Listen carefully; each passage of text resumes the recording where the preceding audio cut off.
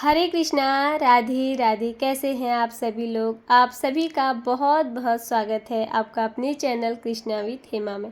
तो दोस्तों, मैं भी बहुत अच्छी हूँ और आज की इस वीडियो में गंगा दशहरा की सरल पूजा विधि आप लोग के साथ शेयर कर रही हूँ। गंगा दशहरा का जो पर्व है वो ज्येष्ठ मास के शुक्ल पक्ष की 10वीं तिथि को मनाया जाता है और जो ये तिथि होती है, ये दिन होता है, ये घोर पापों को नष्ट करने वाला ये दिन माना गया है।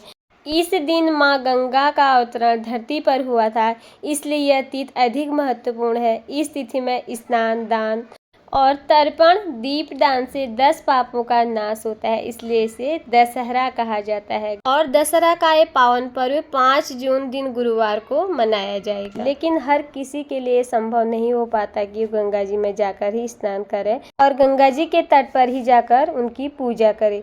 तो हम घर पर उस दिन सरल विधि से किस प्रकार से गंगा जी का पूजन करेंगे, साथ ही भगवान शंकर जी का भी पूजन हमें कैसे करना है। सबसे पहले गंगा दशहरा के दिन जिस भी जल से आप स्नान करेंगे उसमें थोड़ा सा गंगा जल डालकर ही आपको स्नान करना है। उसके बाद लगानी हमें चौकी के ऊपर बिछाना है लाल रंग का वस्त्र, क्योंकि हम माँ गंगा का इसमें पूजन करेंगे। थोड़े से फूलों या चावलों का आसन देकर भगवान शिव परिवार की मूर्ति, विग्रह है, तस्वीर है तो उन्हें विराजमान करेंगे, क्योंकि भगवान शंकर जी के जटाओं में ही गंगा जी विराजमान है, तो उनका पूजन भी हमें जरूर से करना है। उसके बाद हमें ले लेना है एक शुद्ध धातु का बर्तन। यहाँ पर मैंने पीतल की एक परात ले ली है। आप कोई भी शुद्ध धातु का बर्तन यहाँ पर ले सकते हैं। याद रहे उस बर्तन में आपका जूठा न हो, यानी खाने पीने में उस बर्तन का प्रयोग न किया गया हो। तो सबसे पहले हम उसमें स्वास्तिक बना लेंगे लाल रोली से। तो स्वास्तिक को हमें पूरा बना लेना है और इसमें हम माँ गंगा का पूजन करेंगे। सबसे पहले इसमें डालेंगे हम थोड़ा सा गंगा जल। जब हम गंगा जल में जल डालते हैं तो पूरा हमारा फिर गंगा जल बन जाता है। तो पहले इसमें हमने थोड़ा सा गंगा जल डाला, उसके बाद हम इस परात को शुद्ध जल डालेंगे। 2 लोटा हम इसमें शुद्ध जल डालकर इसी में हम माँ गंगा का पूजन करेंगे, माँ गंगा का स्वरूप मानकर। तो यहाँ पर ये पूजा उन लोगों के लिए है जिनके आसपास कहीं नदी नहीं है, कहीं गंगा जी नहीं है, जो घर पर ही गंगा दशहरा का पूजन करते हैं। किसी कारणवश गंगा जी में नहीं जा पाते या गंगा जी का पूजन नहीं कर पाते, तो यहाँ पर अगर आपके पास भगवान शिवलिंग जी विराजमान है तो उन्हें आप इस परात में विराजमान करें। उनका कच्चे दूध से, गंगा जल से उनका अभिषेक जरूर से करें। मेरे पास तस्वीर है, मैंने उन्हें विराजमान कर दिया।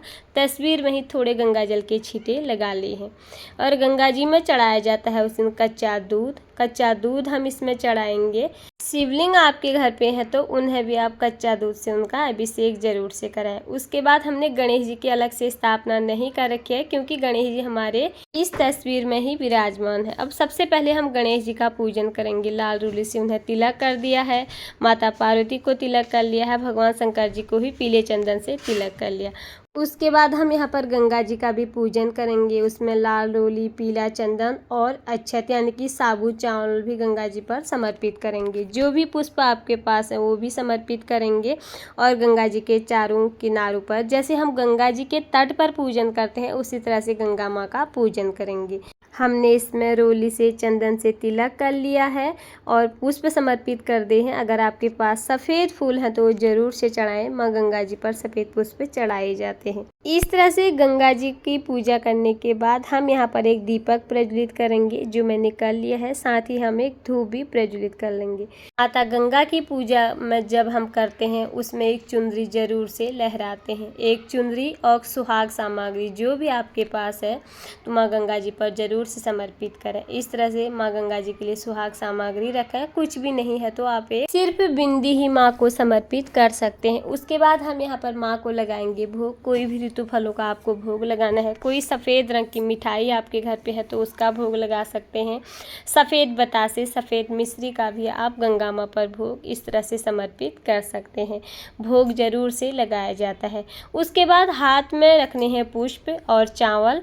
गंगा दशहरा की हमें कथा पढ़नी है। कथा की किताब आपके पास नहीं है तो आप मोबाइल से भी कथा सुन सकते हैं। उसके बाद गंगा दशहरा के दिन गंगा जी के नदी के तट पर हमें दीपदान का एक विशेष महत्व होता है। हमें उस दिन 10 दीपकों का दीपदान करना होता है। मैंने यहाँ पर 5 दीपक प्रज्वलित कर लिए हैं और गंगा जी के तट पर इनका करना होता है दीपदान। अब हमने घर पर ही गंगा जी विराजमान कर रखी हैं, तो उन्हीं के किनारे हम इस तरह से दीपदान करेंगे। अगर आपके घर के आसपास कहीं नदी है, मैं बार बार आपको कह रही हूँ, और गंगा जी विराजमान है, तो आप वहाँ ये दीपदान कर सकते हैं। तो इस तरह से हम गंगा जी के तट पर दीपदान करेंगे, जो उस दिन ज़रूर से किया जाता है। पर दीपदान हमेशा या तो सूर्यास्त के बाद या सूर्य उदय होने से पहले दीपदान किया जाता है, और इस बात का आपको ध्यान रखना है। अगर आपने सुबह पूजा कर ली है तो पूरे दिन आपको चौकी इसी तरह से रखनी है। अगर आप घर के मंदिर पर भी पूजा कर रहे हैं तो आपको इसी तरह से चौकी को विराजमान करके रखना है। फिर जब सूर्यास्त होगा शाम को, उसके बाद आपको दीपदान करना है। दीपदान आपको ज़रूर से करना है। गंगा दशहरा के दिन 10 दीपकों का एक विशेष महत्व होता है।